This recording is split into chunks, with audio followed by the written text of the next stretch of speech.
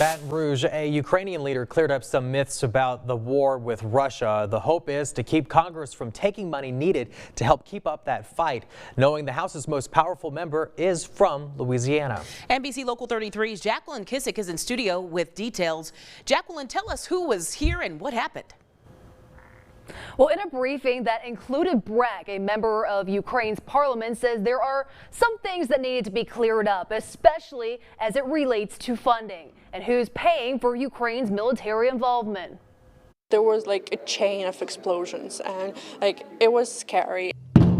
It's been nearly 2 years since Russia invaded Ukraine, the largest attack on European countries since World War II. Roxolana Binlasa says she and her family live just outside of Kyiv, Ukraine's capital, where her mother is a school teacher and says this is the new reality. You're required to go to the bomb shelter every time the air raid alert goes on. Binlasa says Russian air missiles take 23 minutes to get to her mother's school. It could be multiple times a day when they take cover. Sometimes it is once a day. Sometimes it's 2 times a day. Sometimes it's 10 times a day. You never know. Binlasa is one of Ukraine's members of parliament, along with the rest of the table. The Baton Rouge area Commerce held a briefing to give an update about the war in Ukraine. We continue to fight. We're willing to fight.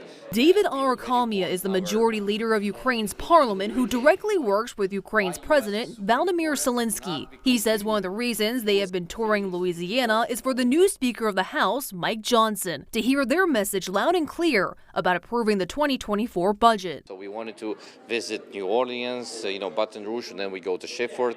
We're visiting different cities. Visiting Louisiana's larger cities to tell their side about how funds are being spent. Arakamia says some think the U.S. is paying entirely for the war. So we wanted to tell this to the people because they listened to this propaganda and started to believe this. We wanted to destroy those myths. Arakamia wants to make it clear that it's just not the U.S. The U.S. is not spending on this. We're spending our own money that we are still earning through taxes and, and customs. A divided Congress is facing a debate over the national budget with aid for Israel, Ukraine, and Palestinians in the balance. For those like Binlasa and her family, approving the budget is necessary. This is coming from the deep of my heart, from the depth of my heart, that Ukraine will not be able to win this war without U.S. And the House and Senate will be in session just another 8 days in January before the first deadline to keep the government fully funded on January 19th. Now reporting in studio, I'm Jacqueline Kissick, NBC Local 33 News. All right.